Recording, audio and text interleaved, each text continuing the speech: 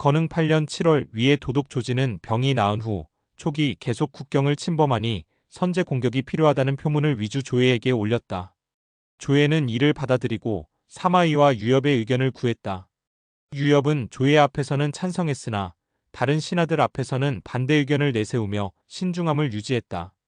이에 대해 양기라는 신하가 조예에게 유엽이 거짓말을 했다고 고발했으나 유엽은 군사 기밀을 유지하기 위한 것이었다고 해명해 조예의 신임을 얻었다.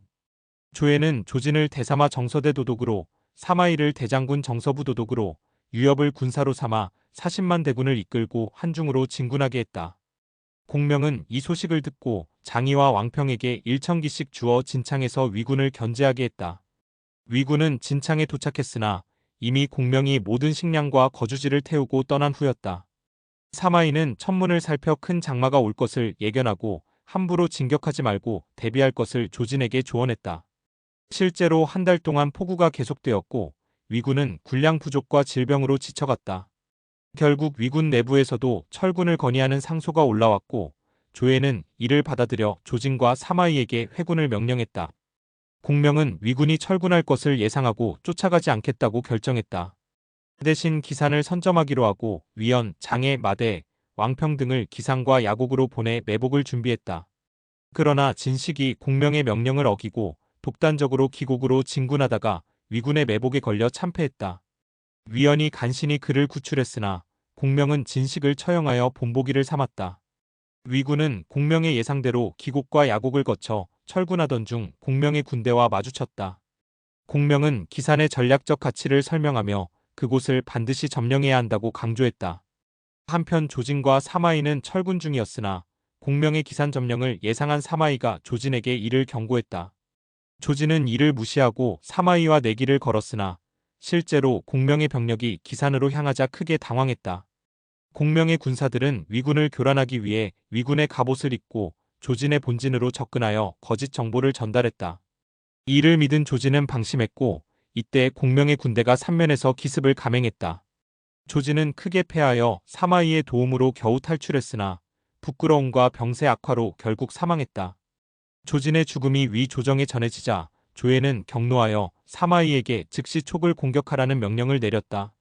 사마이는 공명에게 도전장을 보냈고 양군은 위수 근처에서 대치했다.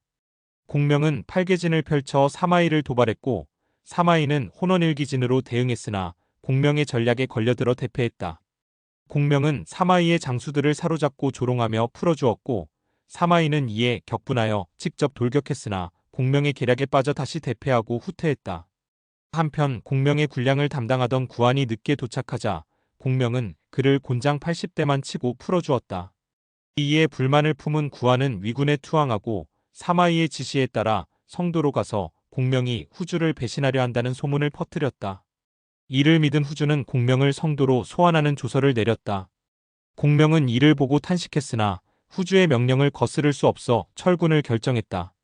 그러나 사마이가 추격할 것을 예상하고 철군하면서도 매일 아궁이의 수를 늘려 적이 진퇴를 판단하기 어렵게 만들었다.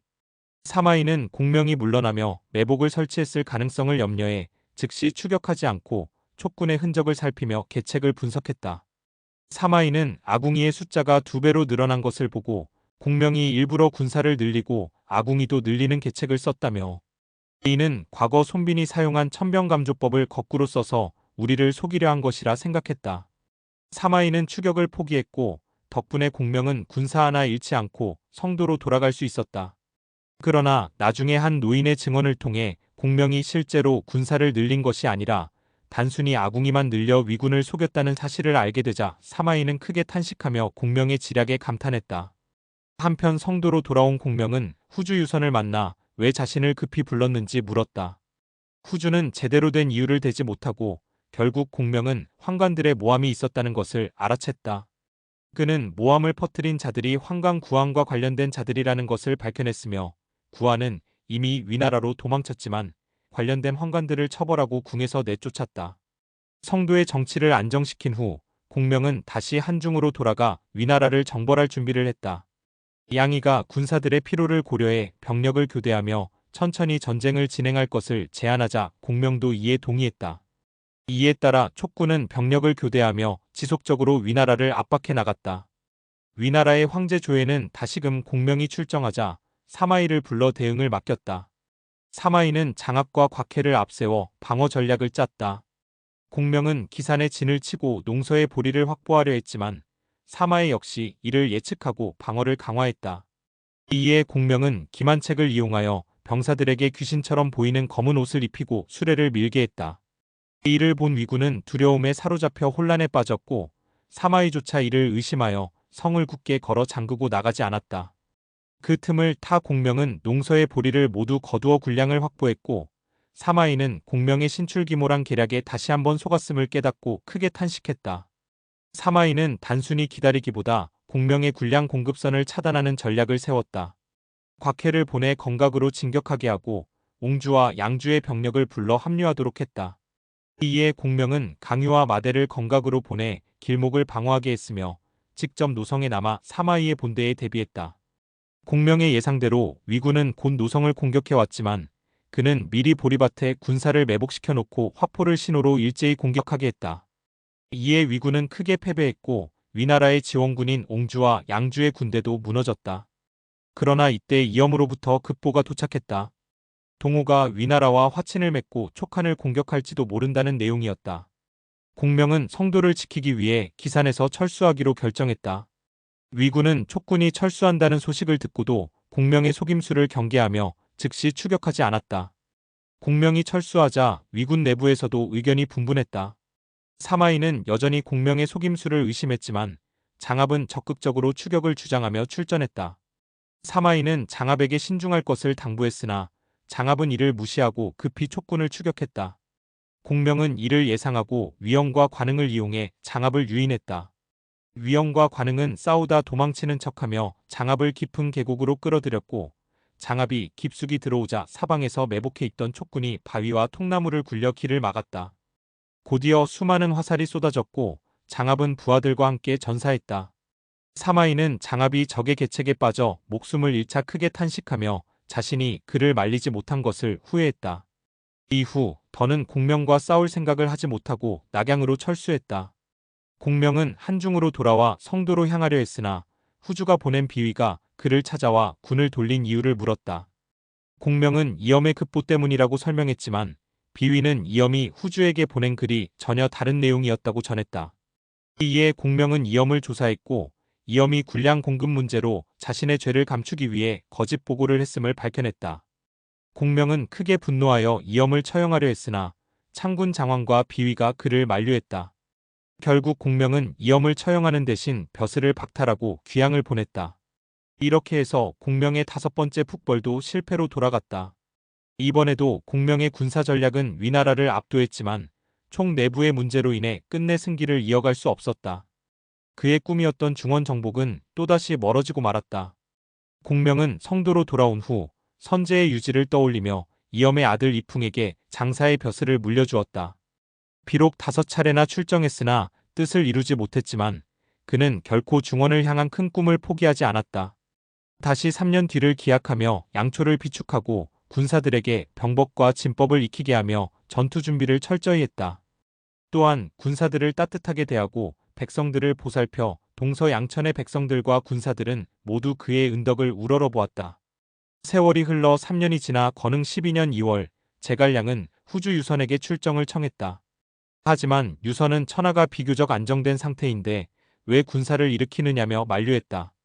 이에 제갈량은 충성을 다해 위나라를 정벌하는 것이 자신의 사명이라며 강하게 주장했고 결국 출정이 허락되었다.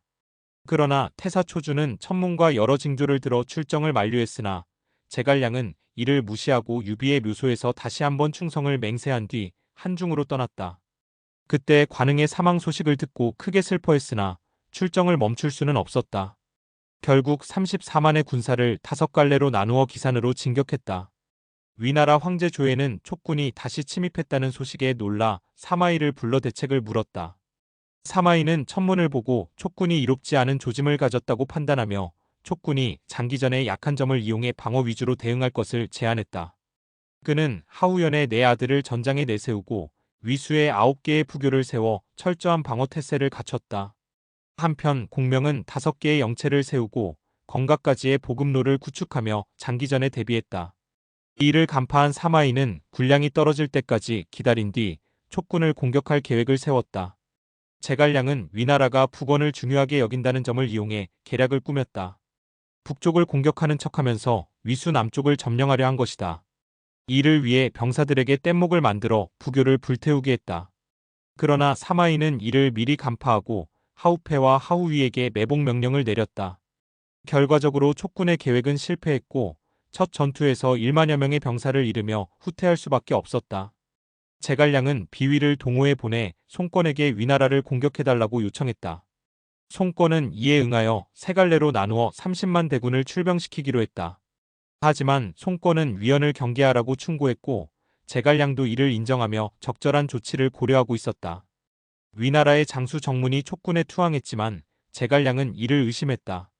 시험 삼아 정문에게 진랑을 죽이고 오라고 시켰는데 그가 죽인 자는 사실 진랑이 아닌 그의 동생 진명이었다.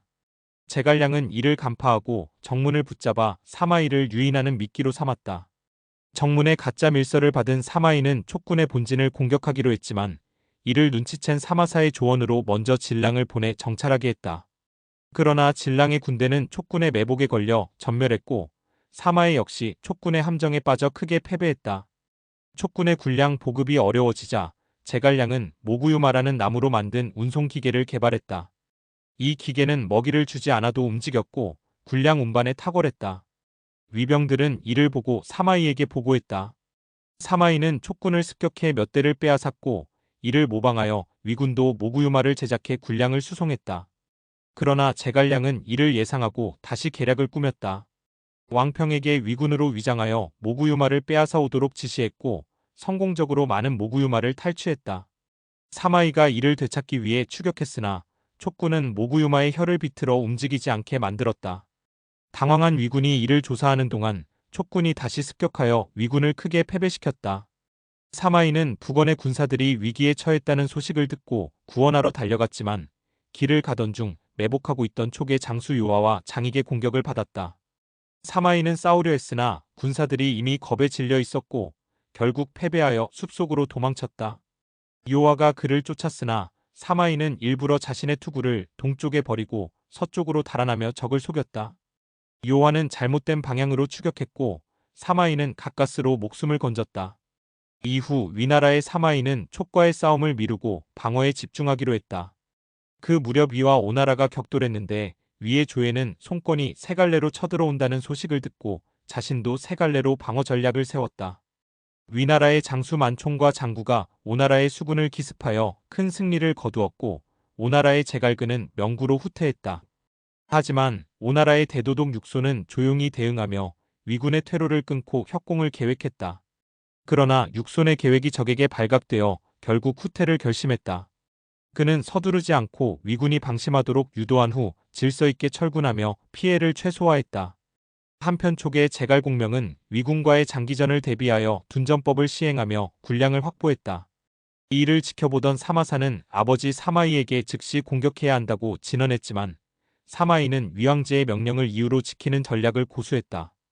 그러던 중 위원이 사마이를 도발하며 위군 진체 앞에서 금투구를 들고 나와 욕설을 퍼부었으나 사마이는 끝까지 참으며 맞서지 않았다. 공명은 사마이를 유인하기 위해 다양한 계책을 펼쳤다. 위원에게 거짓으로 공격하게 하고 모구와 유마에 곡식을 싣고 일부러 위군에게 빼앗기게 하면서 위군을 안심시키는 전략을 사용했다. 이 전략의 속은 사마이는 촉군이 약해졌다고 판단하고 결국 공격을 감행했다.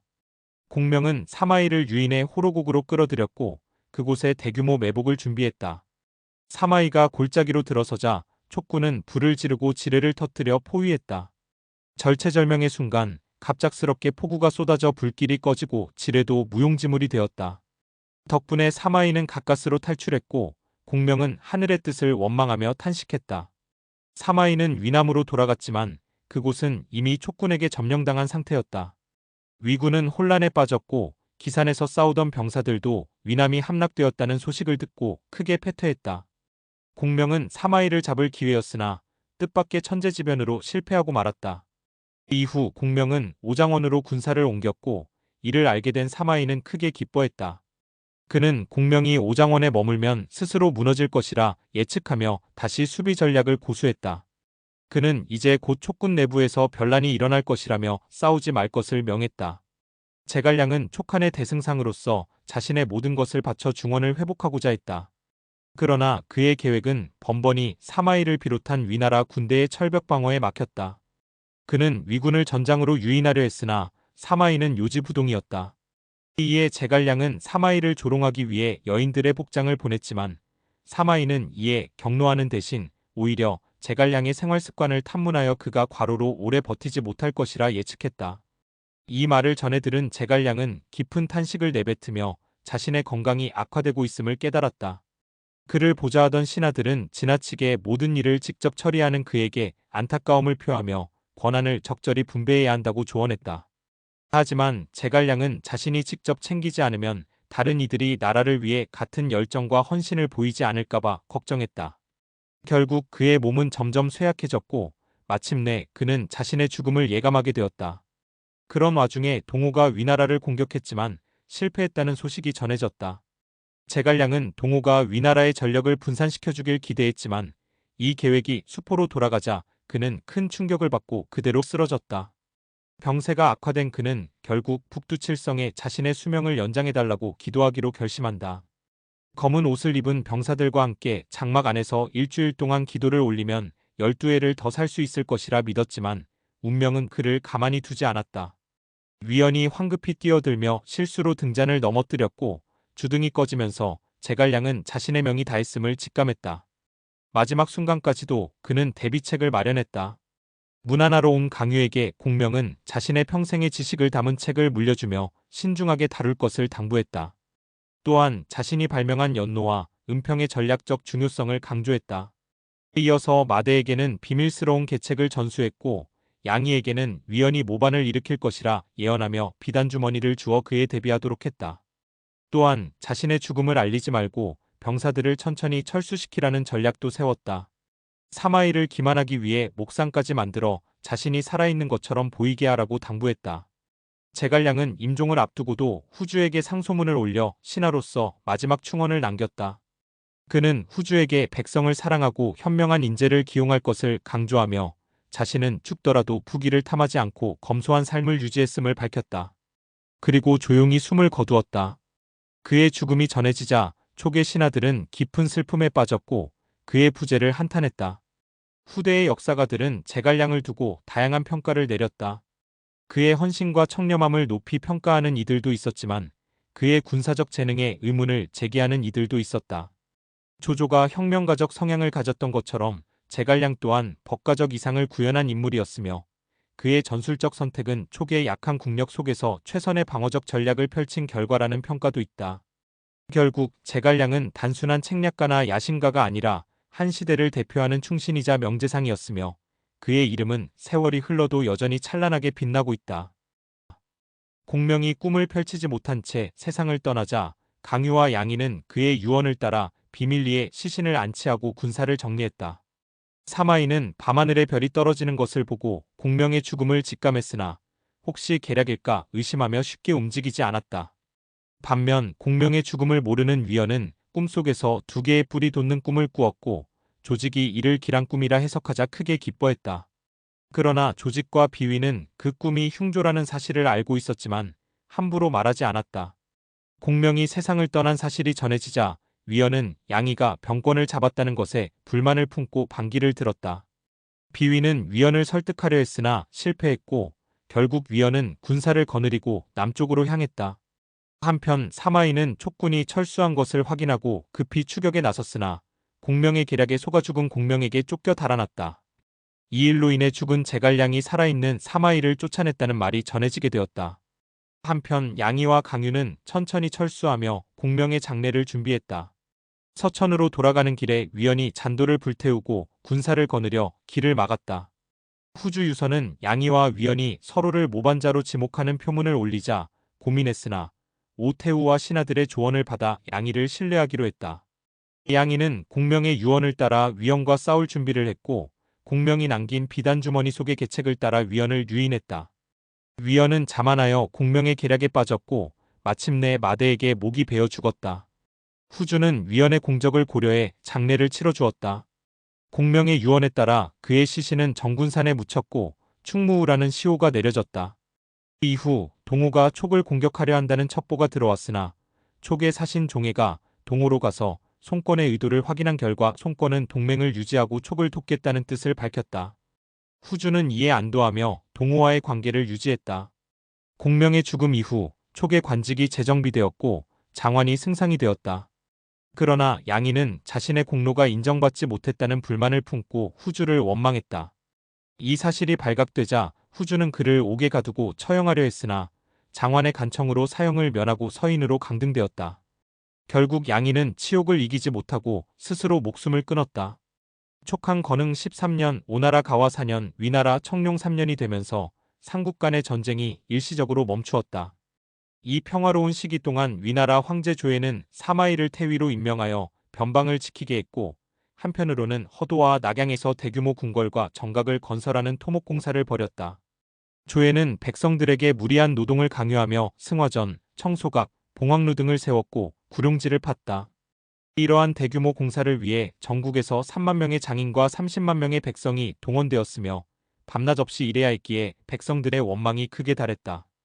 사도 동심이 이를 간언하며 공사를 중단할 것을 요청했으나 조예는 그를 파면하고 내쫓았다.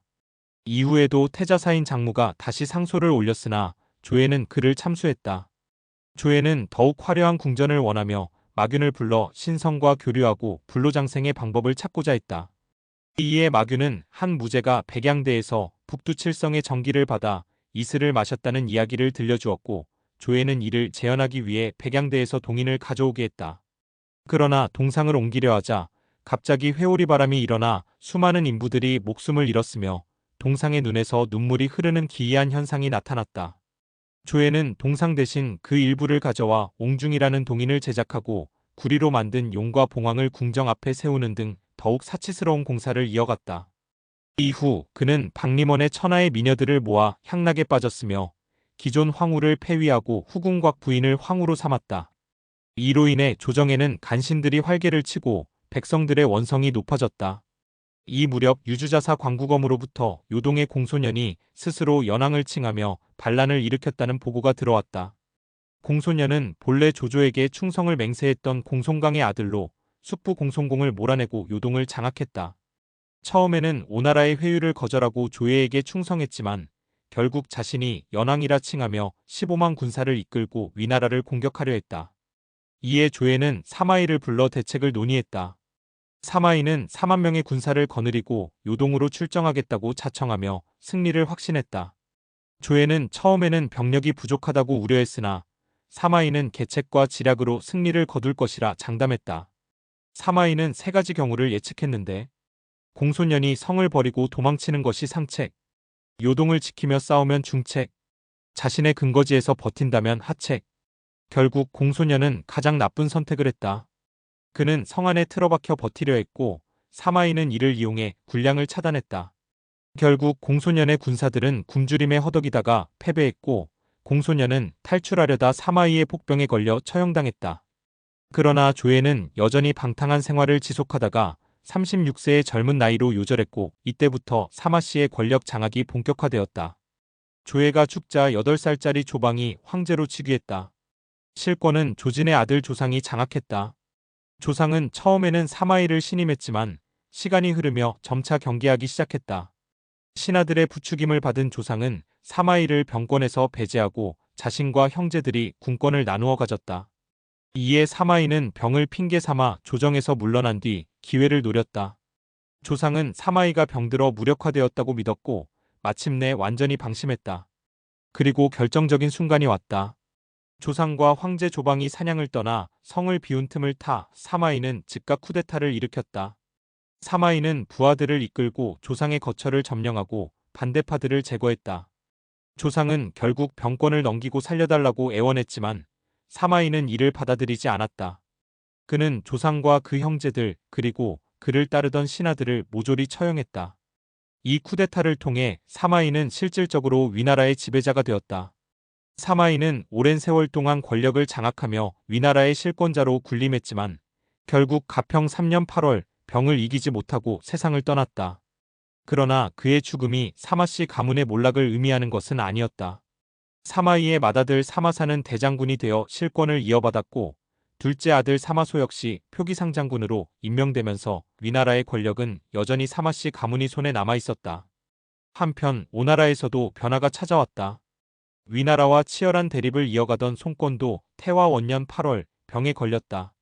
그의 건강은 급격히 악화되었고 결국 이듬해 4월 그는 최측근인 태부 제갈각과 대사마 여대에게 나라의 뒷일을 부탁한 뒤 세상을 떠났다. 송권은 이른한 살의 나이의 임금으로서 24년간 나라를 다스린 후 마침내 역사 속으로 사라졌다. 사마이가 죽은 후 그의 아들 사마사가 정권을 이어받았다. 그러나 황제 조방은 점점 더 사마사의 존재를 부담스러워했다. 그는 몇몇 신하들과 함께 사마사를 제거하려 했지만 계획이 발각되면서 오히려 자신이 위기에 처했다. 사마사는 조방의 측근들을 모두 숙청한 후 조방을 폐위시키고 조모를 새로운 황제로 세웠다. 그러나 조모 역시 명목상의 황제일 뿐 실질적인 권력은 여전히 사마사와 그의 동생 사마소에게 있었다. 제갈량의 조카 제갈타는 조위 황실의 몰락을 개탄하며 사마소에 대항해 반기를 들었다. 그는 손호와 동맹을 맺고 수춘에서 저항했지만 손호의 지원이 미약했고 내부에서도 배신자가 나오면서 결국 패배했다. 제갈타는 싸우다 죽었고 사마소는 이를 기회로 삼아 권력을 더욱 확고히 다졌다. 이제 위나라에서 사마씨를 견제할 세력은 완전히 사라졌다. 조모는 사마소를 제거하려다 실패하고 궁궐을 나서기도 전에 사마소의 부하들에게 살해당했다. 사마소는 이 사건의 책임을 부하에게 떠넘긴 후 스스로 권력을 더욱 공고히 했다. 위나라의 실권자 사마소는 조모를 제거한 후 황제의 자리에 오를 것을 권유받았으나 그는 주의 문왕과 위무제를 본받아 조조의 손자인 조안을 황제로 세우고 자신은 승상과 진공의 지위를 얻었다. 조안은 위나라의 마지막 황제 원제가 되었다. 이 소식이 촉한으로 전해지자 강유는 이를 위를 칠명분으로 삼고 동호의 연합을 제안하며 15만 대군을 이끌고 출정했다. 강유는 군을 세 갈래로 나누어 공격했으며 이를 막기 위해 위나라의 장수 등에는 계략을 세웠다. 왕관이라는 인물이 거짓으로 강유에게 항복하며 내부에서 내응할 계획을 세웠으나 강유는 이를 간파하고 왕관의 첩자를 붙잡아 역정보를 등해에게 보냈다. 이를 믿은 등해가 기습을 감행하다가 촉군의 매복에 걸려 패배하고 도망쳤다. 하지만 왕관이 한중으로 철수하자 강유는 한중을 지키기 위해 군을 돌려 그를 흑룡강 속으로 몰아넣었다. 그러나 군량을 모두 잃고 잔도를 훼손당해 촉군은 큰 성과를 거두지 못했다. 등해는 패배를 인정하고 사마소에게 죄를 청했으나 오히려 사마소는 그를 위로하며 5만 군을 추가로 보내 촉군의 공격을 대비하게 했다. 강유는 다시 기회를 노리며 군을 재정비했다. 촉한 경유 5년 강유는 30만 대군을 일으키고 요하를 한중에 남겨두고 조양으로 진격했다. 사마소는 이에 대비하여 등해에게 전략을 일임했고 등해는 촉군의 속내를 간파하고 대비책을 마련했다. 강유의 선봉장 하우페가 조양성을 공격했으나 위군의 계략에 빠져 전사했다. 강유도 결국 밀려나게 되었다. 장익의 제안으로 강유는 기산을 기습했으나 이를 눈치챈 등해가 기산을 구원하며 전투가 격화되었다. 강유는 등해를 포위하고 공격했으나 성도에서 후주가 철군을 명하는 조서를 내리면서 강유는 군을 물려야 했다. 후주는 황관 황후의 말을 듣고 강유를 불러들였고 강유는 후주에게 황후를 제거할 것을 간청했으나 후주는 이를 거절했다. 이에 강유는 후주에게 제갈량의 둔전 전략을 따라 탑중에서 군을 양성할 것을 제안하고 후주의 허락을 받아 군을 이동했다. 등해는 강유의 둔전 계획을 간파하고 이를 조정에 보고했다. 사마소는 촉을 멸망시킬 기회라 여기고 종해와 등해에게 각각 대군을 이끌고 촉을 공격하게 했다. 종해는 거짓으로 동호를 칠 계획을 세워 촉이 대비하지 못하게 했다. 그러나 촉의 강유는 위군의 움직임을 감지하고 대비책을 마련했다. 하지만 후주는 강유의 보고를 무시하고 황관 황후와 무당의 말만 믿으며 안일하게 대응했다. 결국 위군은 남정관을 공격하여 점령했고 종해는 허위를 처형하며 군유를 엄격히 했다. 촉군은 위군에 맞서 방어를 시도했으나 내부 배신이 발생했다. 장선은 위군에 항복하고 관문을 열어주었고 이에 분노한 부첨은 최후까지 싸우다 자결했다. 종해는 촉의 정군산에서 공명의 기운을 느끼고 두려움을 품었다. 이후 꿈에서 공명이 나타나 촉의 백성을 해치지 말라는 말을 듣고 이를 따르기로 했다. 촉한의 운명이 기울어가던 때 위장 등에는 강유성이 함락된 후 부성으로 진격한다. 후주 유선은 제갈첨에게 부성을 구원해 줄 것을 간청하지만 이미 군세는 무너지고 제갈첨은 스스로 목숨을 끊는다. 한편 답중에 있던 강유는 위의 대군이 촉을 침략했다는 소식을 듣고 요와 장익, 동궐 등에게 위군을 막도록 지시한 후 직접 군사를 이끌고 적과 대치한다. 위장 왕기가 강유에게 항복을 권유하지만 강유는 이에 분노하여 직접 창을 들고 싸움을 걸었다. 왕기가 도망치자 강유는 추격하지만 등해의 폭병에 의해 위기에 처하고 급히 퇴각한다. 이 과정에서 감송에 있던 촉군의 영체가 금성태수 양은에 의해 불타버렸다는 소식을 듣는다. 강유는 적은 병력으로 허장성세하며 감송으로 달려가 양은을 추격하지만 산에서 매복하고 있던 위군의 공격으로 더 이상 추격할 수 없었다. 이때 등해의 군사들이 촉군을 포위하자 강유는 간신히 본진으로 돌아가 구원군을 기다렸으나 한중이 함락되었다는 소식을 접하고 절망한다. 강유는 영수를 비롯한 부장들과 상의한 끝에 계책을 세워 옹주를 치는 척하면서 위군을 유인한 뒤 건각으로 이동하여 방어를 굳히기로 한다. 그의 작전은 성공했고 위장 제갈서가 이를 막으려다 실패하여 종해의 명령으로 처형당한다. 종해는 등해가 촉을 공략하는 과정에서 오만한 태도를 보이며 갈등을 빚고 있었고 이로 인해 등해도 불만을 품는다. 등해는 종해를 제치고 자신의 공을 세우기 위해 은평교를 거쳐 성도를 직접 공격하기로 결심한다. 험난한 마천령을 넘어야 하는 무모한 작전이었지만 등해는 병사들과 함께 절벽을 타고 내려가 결국 촉의 마천령 방어선을 무력화한다. 공명생전의 예언대로 촉의 방어망이 무너졌고 성도는 큰 위기에 빠진다. 한편 성도에서는 후주 유선이 위군의 침입 소식을 듣고 허둥대며 대신들과 논의하지만 실질적인 대응책은 마련되지 않는다. 황관 황후의 감언이설에 속아 시간을 지체하는 동안 등해의 군대는 빠르게 접근한다. 결국 유선은 항복을 결심하고 문무백관을 소집하여 최후의 결정을 내린다. 그러나 유선의 아들 북지왕 유심은 항복을 반대하며 마지막까지 싸울 것을 주장하지만 후주는 이를 받아들이지 않는다. 결국 유심은 아내와 자식을 먼저 죽이고 자신도 소열 황제의 위패 앞에서 자결하며 충절을 지킨다. 후주는 등해에게 항복하고 촉한의 역사는 막을 내린다. 강유는 후주의 항복 소식을 듣고도 좌절하지 않고 마지막으로 계책을 꾀한다. 강유는 장익, 요화, 동궐 등과 함께 위나라 종해에게 항복하였다. 종해는 강유의 기계를 높이 평가하며 그를 환대하였고 의형제를 맺으며 가까운 사이가 되었다. 강유는 겉으로 종해에게 순종하는 듯했으나 속으로는 촉한의 재건을 노리고 있었다. 한편 촉을 평정한 등해는 자신의 공적을 자랑하며 촉의 관료들에게 잔치를 베풀었다. 그러나 강유가 종해에게 항복하자 등해는 모든 공이 종해에게 돌아갈까봐 불안해하며 사마소에게 글을 올려 오나라를 칠 준비를 해야 한다고 주장했다. 사마소는 등해의 독단적인 행동을 의심하기 시작했고 결국 종해를 이용해 등해를 견제하기로 결정했다. 종해는 강유와 함께 등해가 반란을 꾀하고 있다는 내용의 표문을 조정에 올렸다. 또한 종해는 사자를 보내 등해의 글을 위조하여 더욱 오만한 내용으로 바꿔 사마소에게 전달했다. 사마소는 분노하여 종해에게 등해를 체포하라는 명을 내렸고 위관이 밤을 새워 등해를 사로잡았다. 종해는 등해의 군사까지 흡수하여 더욱 강한 세력을 가지게 되었고 강유와 함께 모반을 계획하기 시작했다. 그러나 사마소는 종해 역시 의심하고 있었고 직접 군사를 이끌고 장안으로 향했다. 종해는 이를 알고 강유와 함께 사마소를 치기로 결심하였다. 곽태우의 가짜 조서를 만들어 사마소를 역적으로 몰고자 했으나 종해의 장수들은 이에 동조하지 않았다. 강유는 종해를 부추겨 불순한 장수들을 모두 제거하려 하였으나 종해의 신복인 국건이 이를 엿듣고 갇혀있던 장수들에게 밀서를 전달하였다. 정월 대보름 장수들은 종해의 반란을 저지하기 위해 결집하였고 강군 위관과 호열, 호연 등이 주도하여 종해의 궁을 습격하였다. 종해는 저항했으나 결국 화살을 맞고 쓰러졌으며 그의 목이 베어졌다. 강유 역시 최후까지 싸웠으나 자신이 계획한 반격이 실패했음을 깨닫고 스스로 목숨을 끊었다. 강유가 죽자 그의 가솔들까지 몰살당했다. 한편 등해의 부하들은 그를 구하려 하였으나 강군 위관이 이를 막으려 했고 결국 등해는 부하에게 살해당했다. 촉한의 마지막 황제 유선과 신하들은 낙양으로 압송되었고 유선은 사마소에게 조롱당하면서도 아무런 반항도 하지 않았다. 사마소는 그를 안락공으로 봉하고 비단과 노비를 하사하며 허수아비처럼 지냈다. 촉한의 멸망 이후 오나라에서는 이에 대비하여 방어태세를 갖추었다.